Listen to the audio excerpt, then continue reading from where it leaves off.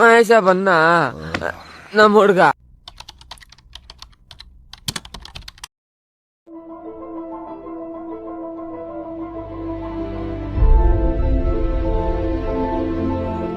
ಟಿಪ್ಪು ಸುಲ್ತಾನ್ ಮನಶಾಂತಿಗೆಗೋಸ್ಕರ ಇಲ್ಲಿ ಬರ್ತಿದ್ರು ಅಂತ ನಾನು ಕೇಳಿದ್ದೆ. ಅವ್ನು ಹೇಳಿದ್ದ ಸೂರ್ಯ ನೋಡ್ತಿದ್ರೆ ನಾನೇ ಸೂರ್ಯ ತಿನ್ಬೇಕಂತ ಅನ್ನಿಸ್ತಿದೆ. ಪ್ರಾಮಿಸ್ ತಮಾಷೆ ಅಲ್ಲ. ಅಲ್ಲಿದೆ ಹೋಗ್ಬಿಟ್ಯಾ ಮೈಸಾ ಎಗ್ಕೊಂಡು ಬರ್ತಿದ್ದೆ ಅನ್ಸುತ್ತೆ. पोस्टर निकला hero. Your attention please. As the Cuban kid always said, here we meet once again. ಇವರೇ ಶಿವಣ್ಣ ಅಂತ. ಇವನ ಪಾಪ ಲೇಟಾಗಿ ಎಬ್ರಿಸ್ಗೆ ಅಲ್ಲೂ ಇಲ್ಲ, ಮಗಲು ತೊಳೆದಿಲ್ಲ, ಹಂಗೆ ಬಂದ್ಬಿಟ್ಟಿದ್ದಾರೆ. ನೋಡಿ ಎಲ್ಲ ಗಾಡಿ ರೆಡಿ ಮಾಡಿಸ್ಕೊಳ್ತಿದೀವಿ. ಫ್ರೆಂಡ್ಸ್ ಇವರಿಬ್ರು ಒಂದೇ ಥರ ತೊಗೊಂಡಿದ್ದಾರೆ.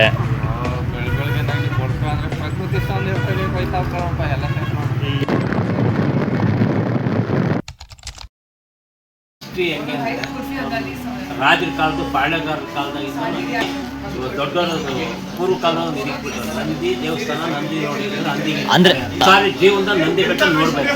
ಹೆಂಗೆ ಜೋಗ ಜಲಪಾತ ನೋಡ್ತಾನೆ ರಾಜ್ಕುಮಾರ್, ನಂದಿ ಬೆಟ್ಟ ಅಂತ ನೋಡಲೇಬೇಕು.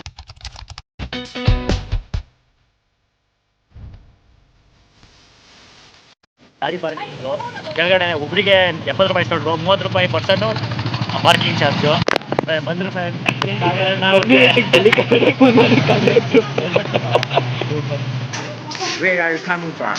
ಸೂರ್ಯೋದಯ ವೀಕ್ಷಣೆ ಸ್ಥಳ ಈ ಕಡೆ ಇದೆ ಫ್ರೆಂಡ್ಸ್. ನೋಡಿ ಸನ್ರೈಸ್ ವ್ಯೂ ಪಾಯಿಂಟ್ ಈ ಕಡೆ ಇದೆ. 600 ವರ್ಷದ ಇತಿಹಾಸದ ವ್ಯಾಸರಾಯರ ದಕ್ಷಿಣ ಮುಖಿ ಶ್ರೀ ವೀರಾಂಜನೇಯ ಸ್ವಾಮಿಯ ದೇವಸ್ಥಾನ ಫ್ರೆಂಡ್ಸ್. ಈಗ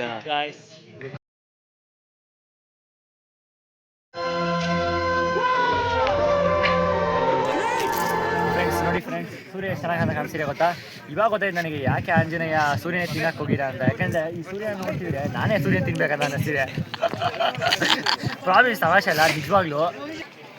ಅಂದರೆ ಗೋಪುರ ಅಂದರೆ ಪುರಾತನ ಕಟ್ಟಡ ಅಂದರೆ ಇದೆ, ಇದ್ರ ಮೇಲೆ ಹತ್ತೋದು ನಿಷೇಧ ಅಂತ ಹೇಳಿದೆ.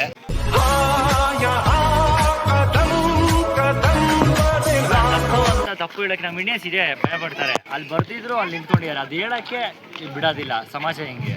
ಬನ್ನಿ ಆಯ್ತು. ವಿಜ್ಞಾನನೂ ಹಿಂಗೆ.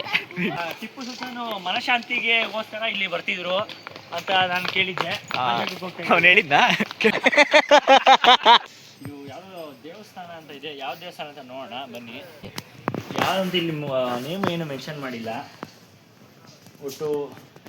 ಒಟ್ಟಲ್ಲಿ ಭಗವಂತ, ಪರಿಸರ, ಎಲೆ, ಗಿಡ, ಮರ, ಈ ಥರ ದೊಡ್ಡ ದೊಡ್ಡ ಮರ ನೋಡಿದ್ರೆ ಏನೋ ಒಂಥರ ಫೀಲ್ ಕೊಡುತ್ತೆ.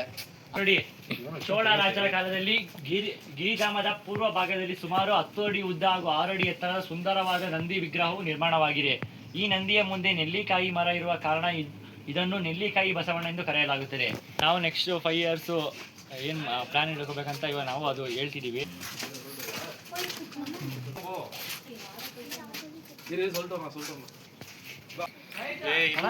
ಈ ರೆಡ್ ಬಟನ್ ಹೋದ್ರೆ ಆನ್ ಆಗುತ್ತೆ, ಕರೆಂಟ್ ಹೋದ್ರೆ ಅದೇ ಆನ್ ಆಗುತ್ತೆ, ಕರೆಂಟ್ ಹೋದ್ರೆ ಅದೇ ಆಫ್ ಆಗುತ್ತೆ. ಯಾವುದೋ ಒಂದು ಮರನ, ತುಂಬಾ ಏಜ್ ಆಗಿರೋ ಮರನ ಕಡ್ದು ಇಲ್ಲಿ ಸೈಡಿಗೆ ಹಾಕಿದ್ದಾರೆ. ಇಲ್ಲಿ ಮುಂದೆ ಏನಿರ್ಬೋದು ಅಂತ ಹೋಗ್ತಾ ಇದ್ದೀನಿ.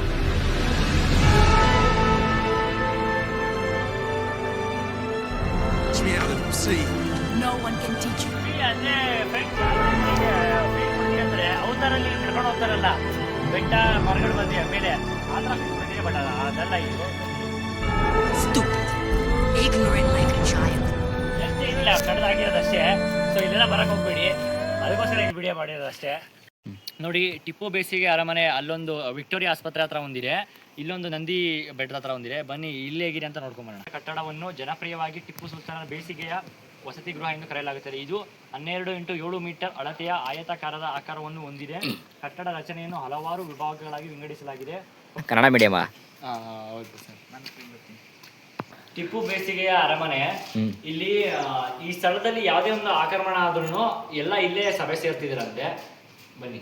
ಹಸ್ಕೊಂಡು ಪಾಪ ಕಾಯ್ತಾ ಇದೆ, ಏನಾದ್ರು ಊಟ ಹಾಕ್ರು ಪಾಪ. ಅದು ಏನು ಮಾತಾಡ್ತಾ ಇಲ್ವಲ್ಲೋ.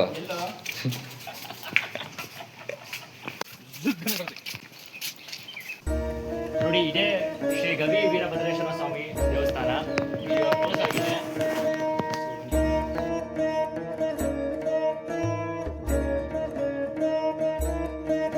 ಗಣೇಶ ಕೆತ್ತಕ್ಕೆ ಟ್ರೈ ಮಾಡಿದ, ಅದಾಗಿಲ್ಲ, ಅದಕ್ಕೆ ಇದು ಕತ್ತಿದ್ದಾರೆ. ಇದು ನೋಡಿ, ಅದು ನೋಡ್ತಿದ್ರೆ ಏನೋ ಒಂಥರ ಕಲ್ಲು ಬಂಡೆ, ಪ್ರಕೃತಿ ಪಾಚಿ ಕಟ್ಟಿರೋದು ಎಷ್ಟು ಚೆನ್ನಾಗಿದೆ. ಇದೆಲ್ಲ ನೋಡೋದಿಲ್ಲ, ಅದಕ್ಕೆ ನಾನು ಹೇಳ್ತಾರೆ ಎಲ್ಲ ನೋಡಿ ಅಂತ.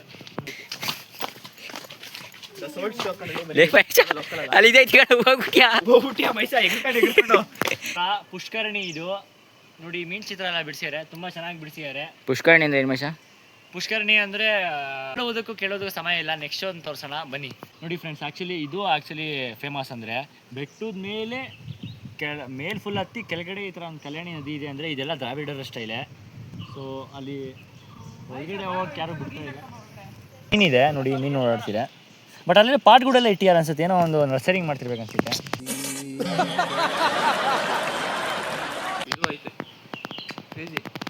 ಹೊಸ ಆಕ್ಟಿವಿಟಿ ಬಿಟ್ಟಿದ್ದಾರೆ ನಂದಿ ಬೆಟ್ಟಲ್ಲಿ. ಕರೆಕ್ಟ್ ಕೇಳಿದೆ, ಯಾರೋ ಮಾಡಂಗಿದ್ರೆ ಮಾಡಿ. 300 ರೂಪಾಯಿ ಮೈಸೂರು, ಅದು 300 ಎಷ್ಟು ಬೇಕು ಅಂದ್ರೆ ಈಗ ಬೆಂಗಳೂರಲ್ಲೇ ಇದೆ, ಬರ್ಬೋದು.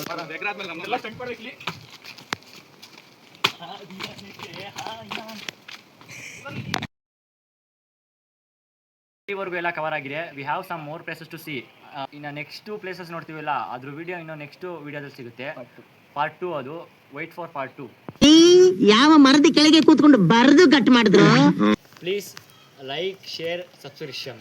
ಅಪ್ಪೇ, ಇದು ಯಾವ್ದೋ ಫ್ಲಾಶ್ ಬ್ಯಾಕ್ ರೆಬಲ್ ಸ್ಟಾರ್ ಅಂಬರೀಶ್ದು ಹಳೇದು, ಅಕ್ಕಿಲ್ಲ ಬೆಳೆ ಇಲ್ಲ ಚಕ್ರ ಕತೆ ಇದ್ದಂಗಿದೆಯಲ್ಲಪ್ಪೇ.